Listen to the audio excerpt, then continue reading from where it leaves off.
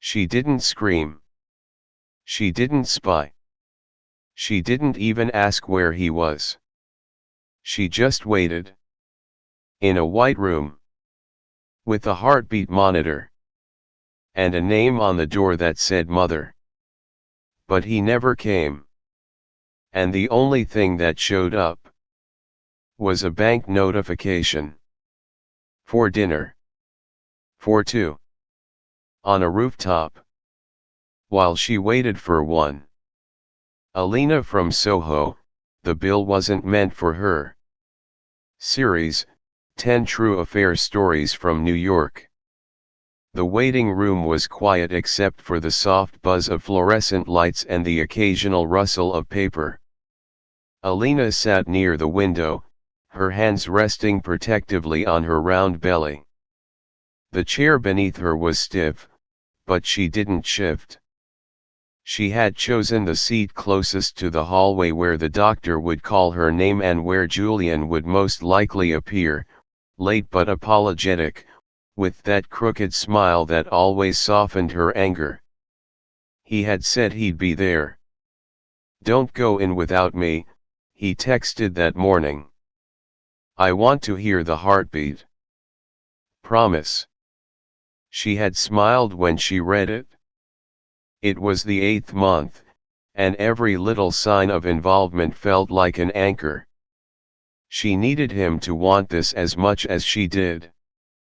But now it was 2:41 p.m., and her appointment had been at 2 o'clock. She checked her phone again. No new messages. She typed and erased a dozen different versions of "Are you close?" before locking the screen and slipping it back into her bag. Maybe traffic. Maybe work. Maybe a train delay. Queens to Midtown could be unpredictable. A nurse passed, offering a sympathetic smile. Alina nodded, smiling back faintly. She tried to appear relaxed. To seem like the woman who understood. Who wasn't worried. Who had control. The baby kicked gently. She rubbed her belly and whispered, "We're okay, sweet pea. We're just waiting."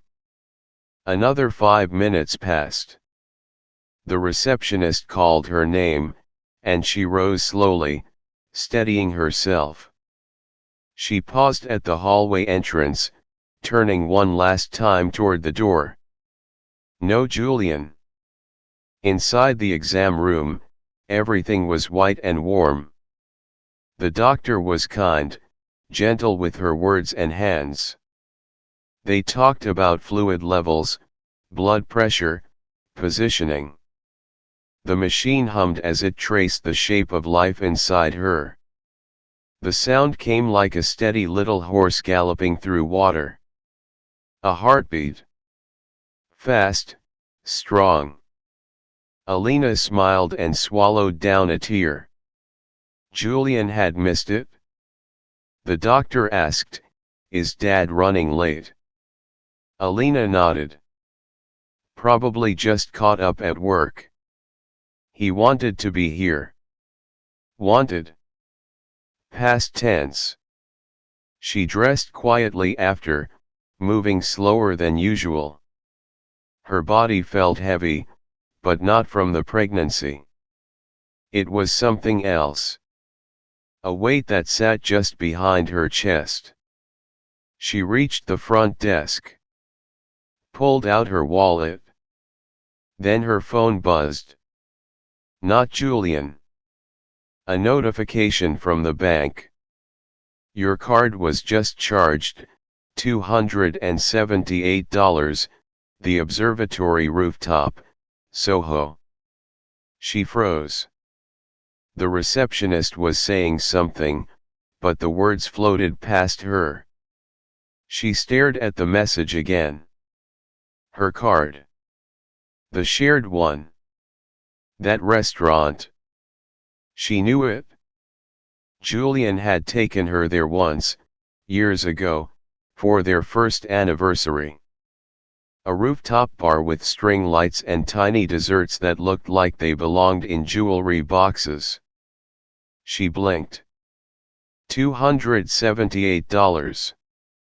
At 2:39 p.m. Exactly when she was lying on the exam table, hearing their child's heartbeat alone. She forced a polite smile and handed over her card to pay the clinic fee, hands trembling just slightly. The receptionist didn't notice. Or pretended not to. Outside, the sky had turned gray. Not raining, just heavy. Alina sat on the clinic steps, phone in hand. She didn't call. She didn't text. She just stared at the message. Maybe it was a client. A work lunch. Maybe it was for her. A surprise. Something he would explain. But her heart had already drawn the line between doubt and knowing. And the line had been crossed. She closed her eyes. Took a deep breath. The baby fluttered inside her again, as if sensing her tension. "We're okay," she whispered again, but this time it was more for herself. She didn't want to cry. Crying made things feel real. And if it became real, it would become permanent. So she didn't cry. She stood up. She walked slowly to the subway. Not toward home just yet, but toward a cafe she used to go to when she was single. A place where they remembered her name. Where she could sit and think and be no one's partner, just a woman with a baby on the way, holding her breath between heartbeats and notifications. The world hadn't collapsed. But something inside her had cracked. Quietly. Cleanly. And in that silence, a decision was starting to take shape. The apartment was quiet when Alina returned. Julian wasn't home yet. His absence didn't feel unusual. He often worked late or said he did, but tonight, it cast a different kind of shadow. She placed her keys on the kitchen counter and stood still for a moment, her fingers brushing the phone screen in her coat pocket. She didn't sit. Didn't kick off her shoes. She walked directly to the couch and sank down slowly, pulling out her phone. She opened the banking app. The transaction stared back at her, $278, the observatory rooftop, SoHo. She tapped it. The receipt opened. 2 entrees. A shared appetizer. A bottle of Pinot Noir. 20% gratuity added. Dinner. Not drinks. Not a meeting. A full-course meal meant for 2. Alina stared at the itemized breakdown. She could see it in her mind, each plate arriving under golden string lights, wine being poured, silverware clinking lightly on ceramic. The hum of music. The shared glances. The small, romantic theater of dining in SoHo. The same place Julian had taken her years ago, when they had just started dating. The place where he told her she made him believe in something again. Where he touched her hand across the table and said he could see forever. Now he was there again. But not with her. Her pulse thudded behind her ears. She opened Instagram. Not his, he never posted. But the restaurant's page was tagged often. It only took a few minutes of scrolling through the tagged stories. She slowed when she saw one from the exact hour of the charge. A blurry story video. Taken by someone sitting a few tables over. Champagne. A view of the city. And just for a flicker, two people in the background. One man. One woman. The man's profile was tilted, mid-laugh. But even blurred, she knew that jawline. That collar. That white shirt with the faint blue stripes. He had worn it on Sunday. Across from him, a woman's hand lifted a wine glass into frame. Red nails. Silver rings. Polished. Confident. Not Alina. She paused the video. Her reflection stared back at her from the darkened screen. Her face was calm. Too calm. Her chest ached, not from rage, but from the absence of it. As if her body had gone into some kind of emergency shutdown, preserving what it could. She set the phone down on the coffee table. She didn't cry. She picked it back up. Rewatched the story. Once. Twice. She wasn't torturing herself. She was collecting facts. Turning over each detail like evidence in a case she didn't need a jury for. He had chosen this. Not once, in a moment of weakness. But now. Today. While she was on an exam table listening to their daughter's heartbeat. She looked down at her stomach.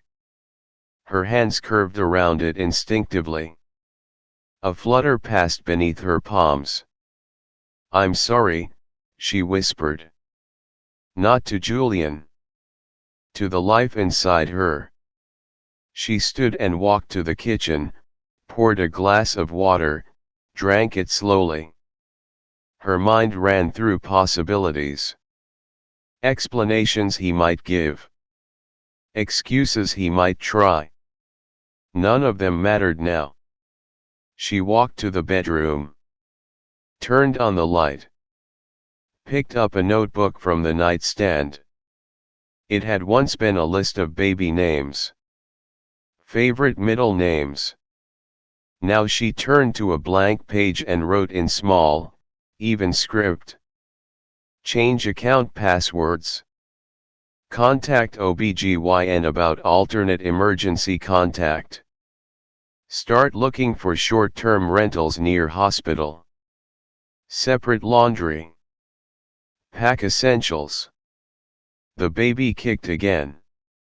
She rubbed her belly, more firm this time. Steady. Her life hadn't broken apart. It had been cracked already. She had just refused to see the fault lines. Now, under a blur of red nail polish and wine glasses, she saw them clearly. And once you see clearly, you don't go back to squinting. She sat in bed that night, lights off, screen dark, the city breathing through the windows. Julian still hadn't returned. And Alina wasn't waiting. The key turned in the lock at 11:47 p.m. Alina heard it from the bedroom, where she sat propped against the headboard with a book open in her lap. She wasn't reading. Her eyes had passed over the same sentence 4 times, unmoved. The light on her nightstand spilled a soft pool across the sheets, making the room feel warmer than it was. The door opened. Closed again. Footsteps. Slower than usual. Julian appeared at the doorway, his silhouette briefly framed by the hall light behind him. His shirt was wrinkled, untucked on one side.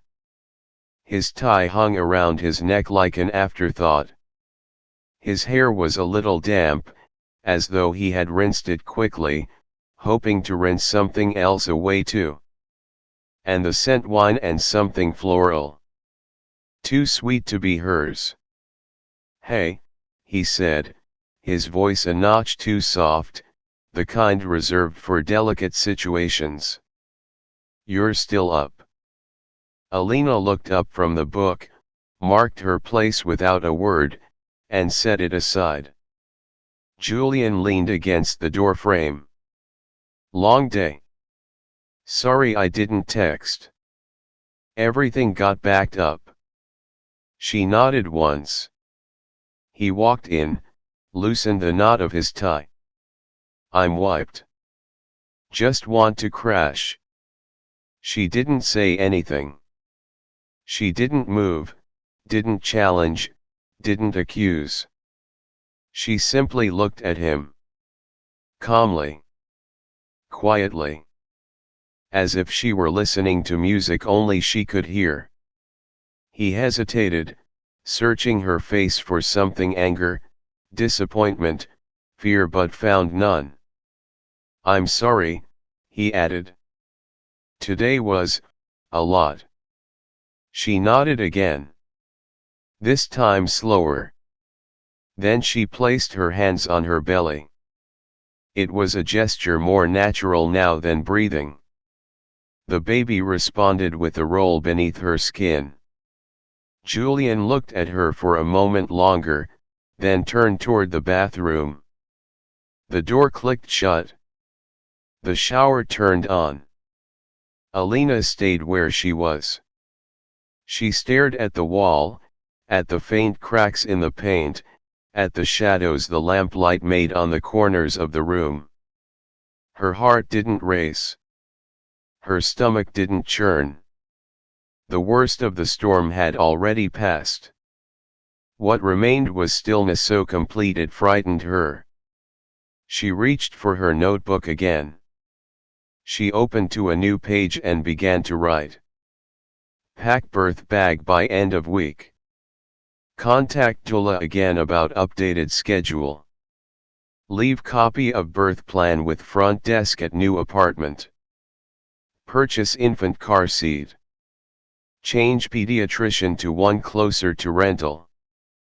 Julian returned a while later, hair wet, wearing an old t-shirt and sweatpants. He looked younger, maybe even remorseful. He climbed into bed next to her. She didn't turn away. But she didn't turn toward him either. He lay on his side, watching the ceiling. I missed the appointment, he said quietly. I really did want to be there. She didn't answer. Only placed the notebook on the nightstand and turned off the lamp. The room went dark. He shifted slightly, unsure if he should try again. But she had already closed her eyes. The silence was not cold. It was not cruel. It was complete. And in its completeness, she began to unhook the threads that had tied her to this version of life. Not violently. Not bitterly. Just slowly, with the care of someone undoing a braid they once loved. Julian's breath steadied beside her. He was already slipping away, into dreams or excuses or blank spaces. She listened until it softened. Then she opened her eyes. She stared at the ceiling for a long time. In the quiet, she whispered to herself not a question, not a cry. Just one sentence. It won't be like this when she arrives. Then she rolled to her side, hand on her belly, and let sleep take her. Not because she was at peace, but because she had a plan. And she would need the strength to carry it through. 1 week later, the apartment was nearly empty. Alina stood in the hallway, her hand resting on the last box she'd packed. It held the ultrasound pictures, a framed photo of her and her sister from childhood, and a small stuffed elephant she had bought on impulse during her second trimester. The kind of toy a child might cling to in quiet moments. It was soft, gray, and stitched with quiet hope. The movers had come earlier that day, taking the furniture she wanted to keep, her reading chair, the bassinet, her favorite lamp. She had left the rest. She didn't need much. Not anymore. The new apartment was a 15-minute walk from the hospital. Small. Clean. Temporary. But it had large windows and morning light. That was enough. It was hers. She moved like someone rehearsing something sacred. Her steps were slow, not from hesitation, but from care. Every motion a soft farewell. Julian wasn't home. She didn't wait for him. She placed the last box near the door, zipped her hospital bag, and set it beside it. Then she sat down at the kitchen counter with her laptop and opened a new email. No greeting. No explanation. Just the truth. I waited.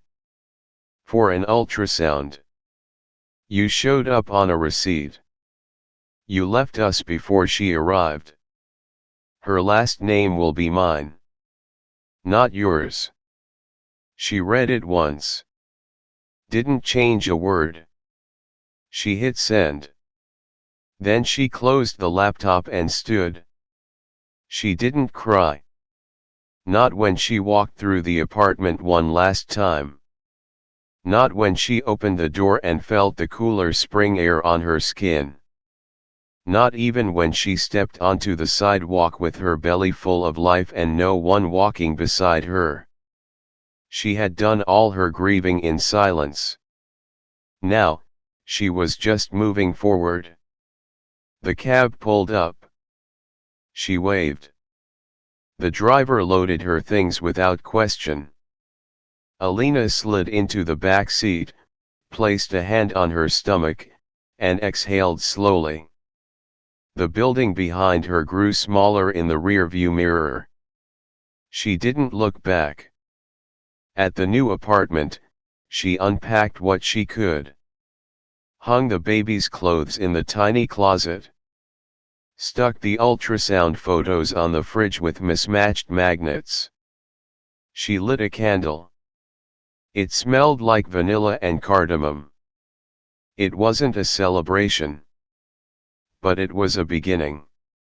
That night, she curled into bed with the window crack slightly open. The city outside continued without pause, loud and indifferent. But in her small corner of it, there was quiet. Not empty. Just her and the child inside her, who had already survived more than most. She whispered to her belly. You're safe. We're okay. Then she closed her eyes. No drama. No grand ending. Just the sound of her own breathing. And the peace of finally choosing herself. Some women walk away in silence. Others with a suitcase. Alina left with a child. And no one to say goodbye to.